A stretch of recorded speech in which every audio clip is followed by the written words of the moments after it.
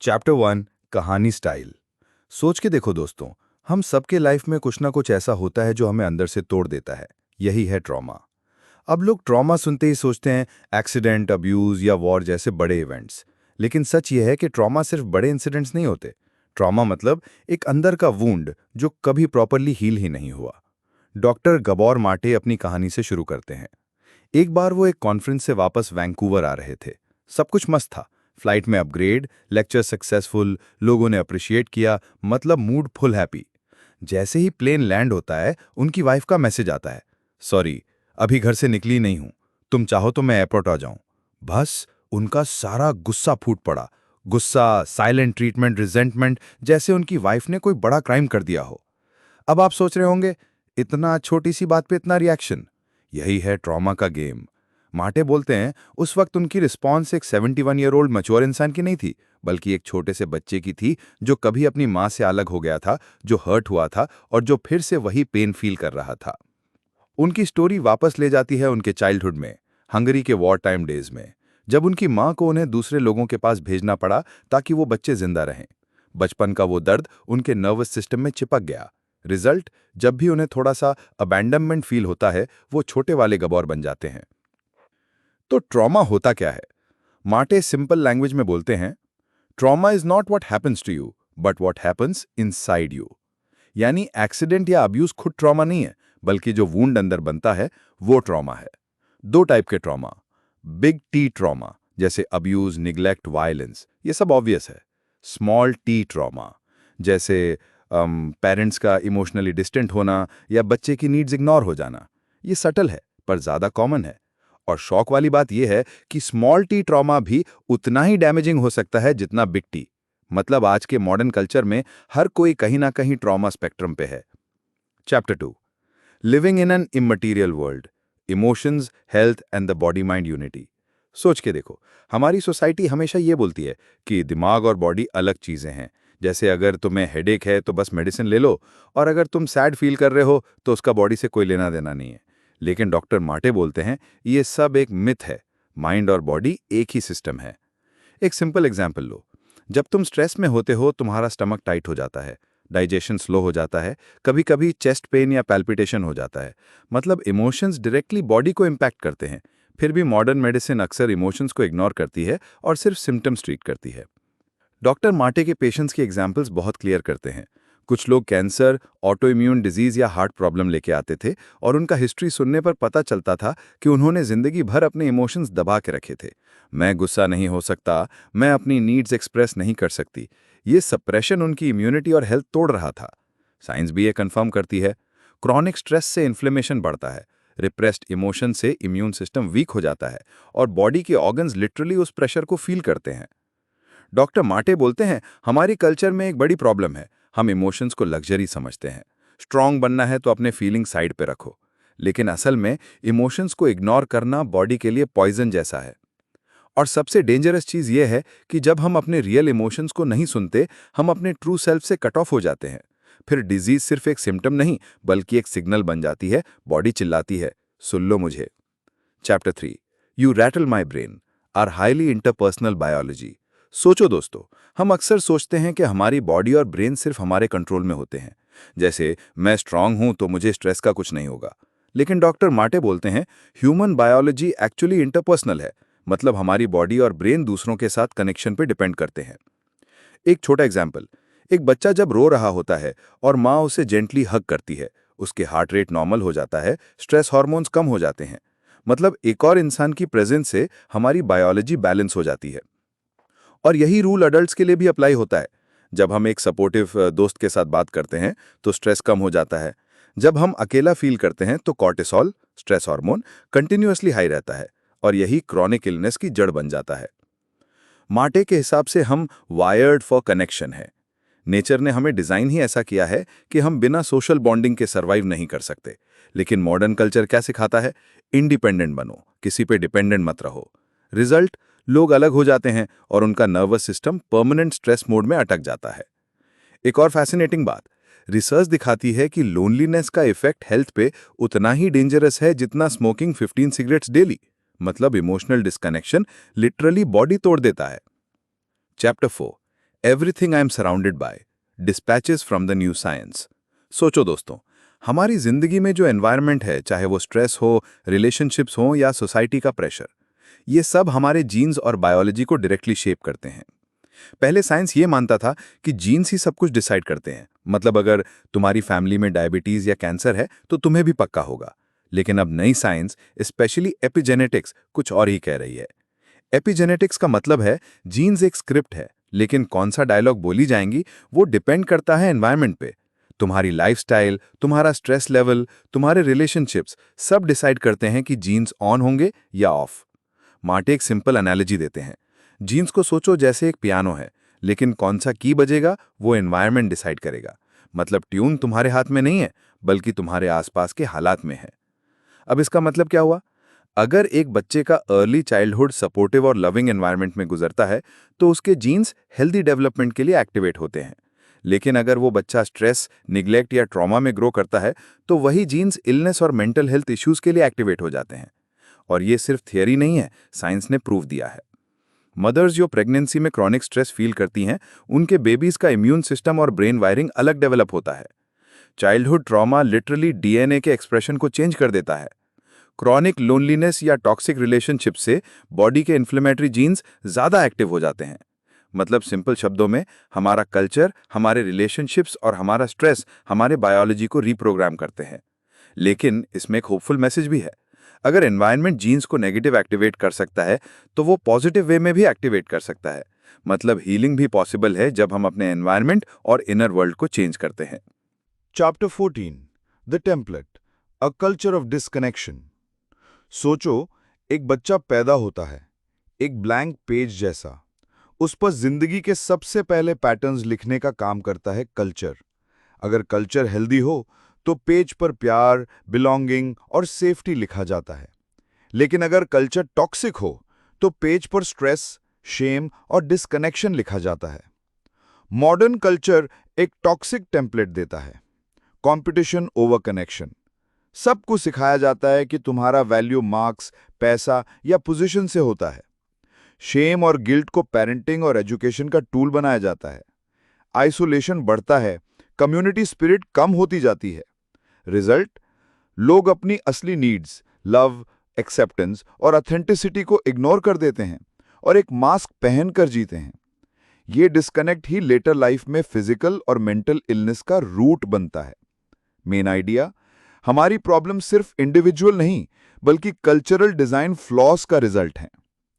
Chapter 15 addiction from heroin to workaholism. अब addiction की बात करते हैं। जब लोग एडिक्शन सुनते हैं तो अक्सर ड्रग्स या अल्कोहल दिमाग में आता है। लेकिन मैटे कहते हैं एडिक्शन सिर्फ सब्सटेंसेस तक लिमिटेड नहीं है।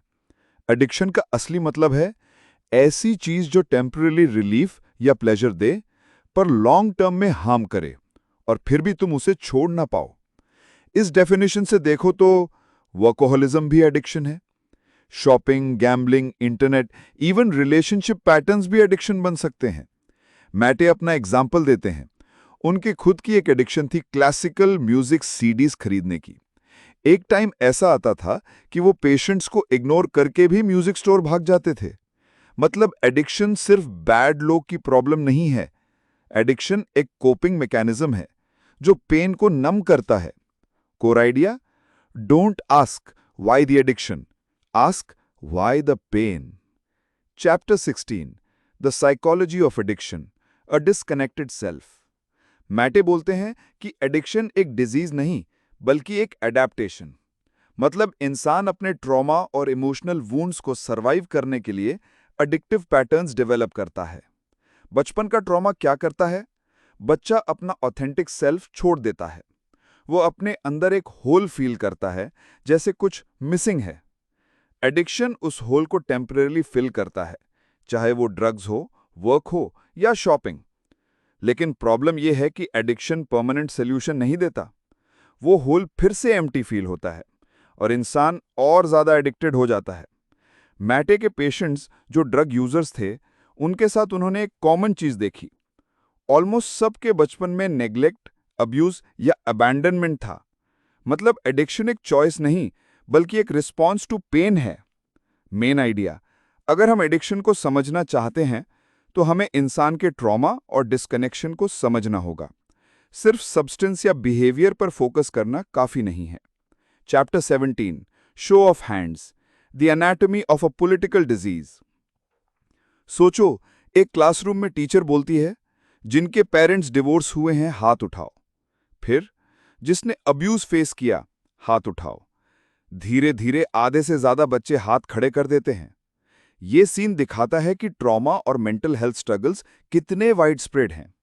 मैटे बोलते हैं, मेंटल इलनेस को अक्सर सिर्फ केमिकल इम्बैलेंस बोला जाता है, जैसे कि ब्रेन में कोई फॉल्ट आ गया हो, लेकिन असल में डिप्रेशन, एंजाइटी, बाइपोलर ये सब एक पॉलिटिकल और कल्चरल डिजीज भी हैं, क्योंकि सोसाइटी ने ऐसा एनवायरनमेंट क्रिएट किया है जहां लोग डिस्कनेक्टेड, स्ट्रेस्ड और अनसपोर्टेड फील करते हैं। मतलब प्रॉब्लम सिर्फ इंडिविजुअल के ब्रेन में नहीं बल्कि सिस्टम में है। सबक, मेंटल इलनेस को पर्सनल वीकनेस मत समझो। यह कल्चरल एपिडेमिक है जो सोसाइटी के डिजाइन फ्लॉज से आता है। Chapter 18 states of the union diagnosis and there meanings. आजकल एक और ट्रेंड है, हर फीलिंग को एक डायग्नोसिस दे देना। थोड़ा एंग्शियस हो तो एंग्जाइटी डिसऑर्डर, मूड स्विंग है तो बाइपोलर, ज्यादा एक्टिव बच्चा ADHD। मैटे बोलते हैं, डायग्नोसिस हेल्पफुल हो सकता है ट्रीटमेंट ऑर्गेनाइज करने के लिए, पर प्रॉब्लम तब होती है जब डायग्नोसिस को फाइनल ट्रूथ मान लिया जाता है। जैसे कि तुम डिप्रेस्ड हो, एक लेबल बन गया, लेकिन तुम डिप्रेस्ड क्यों हो ये क्वेश्चन इग्नोर हो गया। ऑथर कहता है, डायग्नोसिस को लेबल्स की तरह मत लो, बल्कि क्लूज की तरह लो। ये सिग्नल्स हैं कि इंसान के लाइफ में स्ट्रेस, ट्रॉमा या डिस्कनेक्शन है। एग्जाम्पल, ADHD सिर्फ एक ब्रेन डिसऑर्डर नहीं, ये अक्सर चाइल्डहुड ट्रॉमा और स्ट्रेस के कोपिंग मैकेनिज्म से बनता है। मतलब डायग्नोसिस एक स्टार्टिंग पॉइंट है, फाइनल आइडेंटिटी नहीं। Chapter 19 societies shock absorbers disease and disadvantage. अब एक और बड़ी बात, डिजीज सोसाइटी में इक्वली डिस्ट्रीब्यूट नहीं होती। पुअर लोग, माइनॉरिटीज, विमेन, इनके बीच डिजीजेज और मेंटल हेल्थ स्ट्रगल्स ज्यादा होती हैं। क्यों? क्योंकि डिसएडवांटेज का मतलब होता है ज्यादा स्ट्रेस और अनसर्टेनिटी, हेल्थ केयर और सपोर्ट का कम एक्सेस, ज्यादा शेम और गिल्ट। मैटे बोलते हैं, डिसएडवांटेज कम्युनिटीज एक तरह के शॉक एब्जॉर्बर्स हैं। सोसाइटी का जो स्ट्रेस और इनइक्वालिटी होता है, उसका सबसे ज्यादा लोड इन वल्नरेबल ग्रुप्स पे आता है। एग्जाम्पल, इंडिजिनस कम्युनिटीज में एडिक्शन और सुइसाइड रेट ज्यादा होते हैं, नॉट क्योंकि उनकी जीन्स वीक हैं, बल्कि क्योंकि उनका कल्चर, लैंड और डिग्निटी छीन ली गई है। Chapter 5 mutiny on the body the mystery of the rebellious immune system. सोचो, एक शिप है और उसका क्रू अपने ही कैप्टन के खिलाफ रिवोल्ट कर देता है। बॉडी के अंदर भी ऐसा ही होता है, जब इम्यून सिस्टम अपने ही ऑर्गन्स और टिश्यूज पे अटैक करने लगता है, जैसे ऑटो इम्यून डिजीजेज यानी arthritis, lupus, multiple sclerosis, diabetes type 1। माटे बोलते हैं, ये इम्यून सिस्टम की बेवकूफ़ी नहीं है, ये एक्चुअली एक मिसडायरेक्टेड सर्वाइवल स्ट्रैटेजी है। जब इंसान अपने असली इमोशंस सप्रेस करता है, जब वो अपना गुस्सा या दुख एक्सप्रेस नहीं कर पाता, तो उसका इम्यून सिस्टम कंफ्यूज हो जाता है। वो एनिमी को बाहर नहीं, अंदर ढूंढता है। रिसर्च कहती है कि ऑटो इम्यून डिजीज वाले लोगों में कॉमन पैटर्न है, गुड पर्सन सिंड्रोम, मतलब दूसरों को खुश करने की आदत, अपनी नीड्स इग्नोर करना, नो ना बोल पाना। ये कंटिन्यूस स्ट्रेस इम्यून सिस्टम को हाइपर एक्टिवेट कर देता है और वो अपने ही बॉडी के सेल्स को एनिमी समझने लगता है। ऑथर का क्लियर मैसेज है कि डिजीज रैंडम नहीं होती, ये एक बायोलॉजिकल मिरर है जो हमें दिखाती है कि हम अपने अंदर क्या प्रेशर और पेन कैरी कर रहे हैं। Chapter 6 it ain't a thing disease as a process. Society अक्सर डिजीज को एक थिंग के जैसे ट्रीट करती है। डॉक्टर बोलते हैं, तुम्हें डायबिटीज है, तुम्हें कैंसर है, जैसे कोई अलग से चीज आ गई हो। लेकिन माटे बोलते हैं, डिजीज कोई चीज नहीं है, बल्कि एक प्रोसेस है। मतलब डिजीज एक सडन एक्सीडेंट नहीं है, बल्कि सालों के स्ट्रेस, ट्रॉमा, इमोशनल सप्रेशन और लाइफस्टाइल का रिजल्ट है। जब तक हम डिजीज को एक आइसोलेटेड ऑब्जेक्ट समझेंगे, हम सिर्फ सिम्टम्स ट्रीट करेंगे, रूट कॉज नहीं। अगर हम इसे प्रोसेस की तरह देखेंगे तो हमें समझ आएगा कि हीलिंग भी एक प्रोसेस है। एग्जाम्पल, एक पेशेंट को आर्थराइटिस हुआ। डॉक्टर के लिए आर्थराइटिस एक थिंग है जिसमें बस मेडिसिन देनी है। लेकिन असल में वो पेशेंट 20 साल से अपना स्ट्रेस दबा रहा था, अपने इमोशंस को इग्नोर कर रहा था। डिजीज उस सप्रेस्ड लाइफ प्रोसेस का नेचुरल आउटकम थी। मतलब सिंपल है, डिजीज को समझने के लिए पेशेंट की पूरी लाइफ स्टोरी समझनी जरूरी है, सिर्फ बॉडी टेस्ट रिपोर्ट्स नहीं। चैप्टर 7, अ traumatic tension, attachment versus authenticity. ये चैप्टर एकदम हार्ट टचिंग है। माटे कहते हैं कि हर इंसान के लिए 2 सबसे बड़ी नीड्स होती हैं। अटैचमेंट मतलब कनेक्शन और बिलोंगिंग, जैसे बचपन में पेरेंट्स का प्यार और सेफ्टी। ऑथेंटिसिटी मतलब अपना सच बोलना, अपने इमोशंस फील करना और अपना ट्रू सेल्फ एक्सप्रेस करना। प्रॉब्लम यह है कि बचपन में जब ये दोनों नीड्स कॉन्फ्लिक्ट में आती हैं तो बच्चा हमेशा अटैचमेंट चूज करता है। मतलब अगर माँ या बाप गुस्सा हो जाते हैं जब बच्चा अपना सच बोलता है, तो बच्चा अपनी ऑथेंटिसिटी सैक्रिफाइस कर देगा, सिर्फ इसलिए ताकि कनेक्शन बना रहे। रिजल्ट, बड़े होते होते हम अपनी असली फीलिंग्स को पहचानना बंद कर देते हैं। हम नाइस बनते हैं, एडजस्ट कर लेते हैं, पर अंदर से टूट जाते हैं। यही internal tension later anxiety, depression और फिजिकल इलनेस बन जाती है। कोर मैसेज है कि ट्रॉमा का रूट अक्सर ये होता है कि हमने अपनी ऑथेंटिसिटी खो दी थी ताकि अटैचमेंट बची रहे। हीलिंग का पहला स्टेप है अपनी ऑथेंटिसिटी वापस पाना। Chapter 29, healing into wholeness. माटे बोलते हैं हीलिंग का मतलब सिर्फ सिम्टम्स खत्म करना नहीं है। हीलिंग का असली मतलब है होलनेस, अपने फ्रैगमेंटेड पार्ट्स को वापस जोड़ना। हम सब के अंदर एक इनर चाइल्ड है जो कभी हर्ट हुआ था। हीलिंग तब होती है जब हम उस चाइल्ड को इग्नोर करना बंद करें और उसे कंपैशन दें। थेरेपी, मेडिटेशन, सेफ रिलेशनशिप्स, ये सब टूल्स हैं जो हमें अपना असली सेल्फ याद दिलाते हैं। गोल, हीलिंग इक्वल्स अपनी कहानी को दोबारा लिखना और अपने अंदर के ब्रोकन पार्ट्स को एक्सेप्ट करके एक होल इंसान बनना। Chapter 30, the biology of loss, the biology of love. Loss और लव ये दोनों ही बायोलॉजी को शेप करते हैं। जब इंसान कनेक्शन और लव एक्सपीरियंस करता है, उसका नर्वस सिस्टम रेगुलेटेड रहता है, इम्यून सिस्टम स्ट्रांग रहता है। लेकिन जब वो लॉस और डिसकनेक्शन फील करता है तो बॉडी एक सर्वाइवल मोड में चली जाती है। माटे कहते हैं love is not a luxury, it's a biological necessity. बचपन से अडल्टहुड तक हमारी हेल्थ और लॉन्जिविटी लव और कनेक्शन पे डिपेंड करती है। कोर मैसेज, अगर हम एक हेल्दी सोसाइटी चाहते हैं तो हमें इंडिविजुअल और कलेक्टिव लेवल पर लव और बिलोंगिंग को प्रायोरिटाइज करना होगा। चैप्टर 31, टुवर्ड अ हेल्दियर वर्ल्ड। ये फाइनल चैप्टर एक विजन देता है, एक ऐसे वर्ल्ड का जहां हेल्थ सिर्फ डॉक्टर्स और हॉस्पिटल्स की रिस्पॉन्सिबिलिटी नहीं होगी, बल्कि पूरी सोसाइटी की होगी। एजुकेशन सिस्टम चिल्ड्रन की इमोशनल नीड्स को रिस्पेक्ट करेगा। वर्क कल्चर इंसान के मेंटल हेल्थ और बैलेंस को प्रायोरिटी देगा।